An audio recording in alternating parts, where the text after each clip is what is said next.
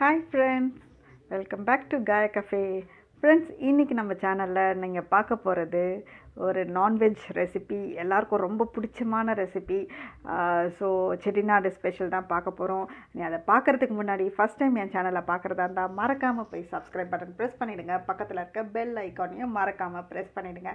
அப்போ தான் என்னுடைய நோட்டிஃபிகேஷன்ஸ் உங்களுக்கு வரும். மிஸ் பண்ணாமல் வீடியோஸை பார்க்கலாம்.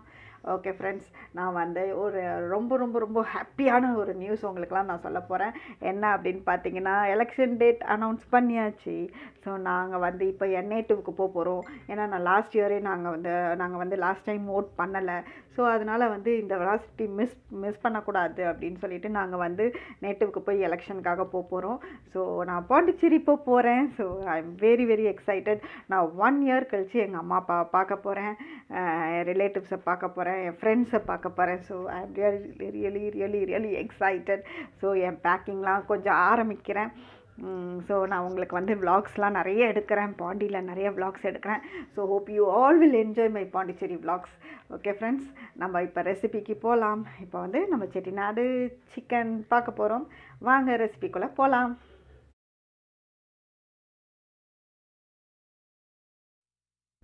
ஃப்ரெண்ட்ஸ், பாருங்கள் எவ்வளோ சூப்பரான சிக்கன் ரெசிபி. இது வந்து பார்த்திங்கன்னா அவ்வளோ டேஸ்ட்டாக இருக்கும். ரைஸ் கூட போட்டு மிக்ஸ் பண்ணி சாப்பிடலாம், இல்லை சப்பாத்தி ரொட்டிக்கெலாம் சூப்பராக இருக்கும். தோசைக்கு யம்மியாக இருக்கும். இது வந்து பார்த்திங்கன்னா ஃபஸ்ட்டு வந்து இதுக்கு ஒரு மசாலா ரெடி பண்ணணும். இந்த மசாலா தான் ரொம்ப இம்பார்ட்டண்ட்டு. ஆக்சுவலாக வந்து செட்டிநாடுனாலே அந்த பவுடர் வந்து கம்பல்சரி இருக்கணும். ஸோ இப்போ வந்து இந்த ஆயில் வந்து ஜஸ்ட் 1 டீஸ்பூன் ஆஃப் ஆயில் நான் வந்து போட்டிருக்கேன். ஸோ அந்த ஆயிலில் வந்து பார்த்திங்கன்னா ரெட் சில்லிஸ் வந்து நம்மளுக்கு காரத்துக்கு எவ்வளோ காரம் வேணுமோ அவ்வளோ காரத்துக்கு நம்ம வந்து போட்டுக்கலாம். அதுக்கப்புறம் ஸ்பைசஸ், அதாவது பட்டை, கிராம்பு, ஏலக்காய் எல்லாமே வந்து ஒன்று ரொம்ப இதுவாக இல்லாமல், ரொம்ப ஸ்பைசினஸ் இல்லாமல், ஸோ எல்லாமே ஒன்று நம்மளுக்கு அதில் போட்டு நல்லா ரோஸ்ட் பண்ணிக்கணும். இப்போ பாருங்கள், நான் வந்து அந்த பூ வந்து ஜஸ்ட்டு கட் பண்ணி கொஞ்சம் போடுறேன். அதுக்கப்புறம் ஒரு பே லீஃப் போட்டிருக்கேன், கிராம்பு போட்டேன். அதுக்கப்புறம் ஒரு சின்ன பட்டை பீஸ் போடுறேன். ஸோ ஒரு ஏலக்காய் போட போகிறேன். ஸோ இப்போ பார்த்திங்கன்னா இது எல்லாம் போட்டாச்சு. போட்டுட்டு நல்லா ரோஸ்ட் பண்ணணும். இப்போ 1 டீஸ்பூன் ஆஃப் தனியாவும் போடுறேன். ஸோ இந்த மசாலா பவுடர் தான் ரொம்ப ரொம்ப டேஸ்ட்டு கொடுக்கறது. So 1/2 teaspoon of jeera, then 1/2 teaspoon pinch of சோம்பு போதும். ஸோ ஏன்னா சோம்பு டேஸ்ட் வந்து கொஞ்சம் கம்மியாக இருக்கணும். ஜீரகம், அது பெப்பர்லாம் தான் வந்து அதிகமாக இருக்கணும். இப்போ நெக்ஸ்ட் வந்து நான் வந்து பெப்பரும் ஆட் பண்ணுவேன் பாருங்கள். ஸோ வந்து இப்போ நியர்லி 1 டீஸ்பூன் ஆஃப் பெப்பர் அளவுக்கு நம்ம எடுத்துக்கணும். பாருங்கள், அது வந்து கொஞ்சம் நிறையா எடுக்கணும் பெப்பரை.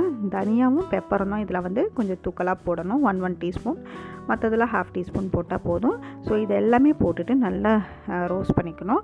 கறிப்பத்தா இருந்துச்சுன்னா கறிப்பத்தாவும் போட்டுட்டு நல்லா ரோஸ்ட் பண்ணி இதை பவுடர் பண்ணிக்கணும். ஸோ இந்த பவுடர் இது கூடவே வந்து தேங்காயும் போடணும். நான் வந்து தேங்காய் வந்து ஃப்ரெஷ் கோகனட் என்கிட்ட இல்லை, அதனால கோகனட் பவுடர் என்கிட்ட இருந்துச்சு. ஸோ கோகனட் பவுடரில் ஒரு 2 டீஸ்பூன் போட்டிருக்கேன். நீங்களும் வந்து கோகனட் இருந்துச்சுன்னா ஃப்ரெஷ் கோகனட் போடுங்க. போட்டு நல்லா ரோஸ்ட் பண்ணிவிட்டு இதுக்கப்புறம் நம்ம பவுடர் பண்ணிக்கணும். நெக்ஸ்ட் வந்து நான் மண்சட்டியில் தான் பண்ணுவேன். ஸோ மண்சட்டியில் வந்து நான் ஆயில் போட்டுக்கிறேன். இப்போ வந்து ரோஸ்டிங் பண்ணுறதெல்லாம் வந்து மண்சட்டியில் பண்ணிங்கன்னா சீக்கிரமாக மண்சட்டி வந்து உடஞ்சிரும். ஸோ அதனால் நான் வந்து அந்த சட்டியில் வந்து ரோஸ்ட் பண்ணுறதெல்லாம் பண்ணிவிட்டு குக்கிங் வந்து மண்சட்டியில் பண்ணுவேன். ஸோ இப்போ பார்த்திங்கன்னா மண்சட்டியில் வந்து 2 டீஸ்பூன் ஆஃப் ஆயில் போட்டுட்டு, தென் பே லீஃப், கிராம்பு, பட்டை இதெல்லாம் வந்து ஒரு ஸ்பூன், அதாவது ஒன்று போடுறேன். நம்ம ஏற்கனவே ரோஸ்ட் பண்ணியிருக்கோம். ஸோ அதில் வர டேஸ்ட் இருக்குது. இப்போ வந்து பெருஞ்சீரகம் வந்து கொஞ்சம் போட்டுக்கிறேன், ஒரு 1/2 டீஸ்பூன் அளவு இதில் போடுறேன். ஏன்னா ரோஸ்டிங்கில் வந்து நம்ம கம்மியாக போட்டோம். ஸோ இதில் வந்து அதை போட்டுக்கலாம். போட்டுட்டு இது நல்லா பொரிஞ்சு வரும்போது நம்ம நெக்ஸ்ட்டு வந்து என்ன பண்ணுறோம் அப்படின்னு பார்த்திங்கன்னா,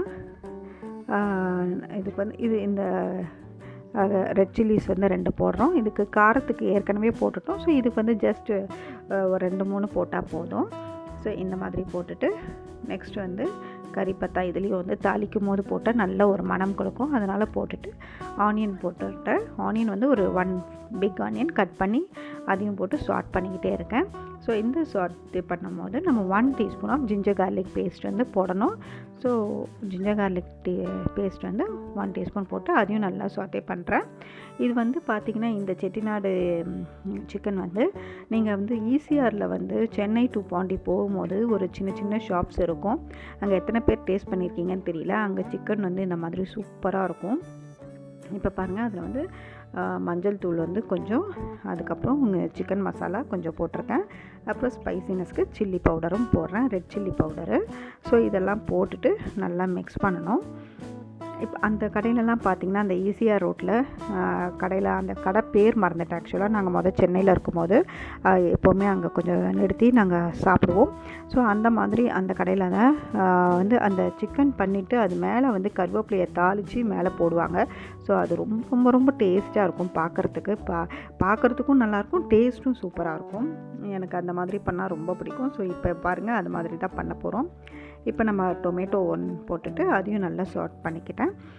பண்ணிவிட்டு நம்ம வந்து மேரினேட் பண்ணி வச்சுருக்க சிக்கனை வந்து அதில் போடணும். நான் வந்து ஜஸ்ட் ஒரு 200 கிராம் 250 கிராம்ஸ் அளவு தான் வந்து சிக்கன் அன்றைக்கி பண்ணுறேன்.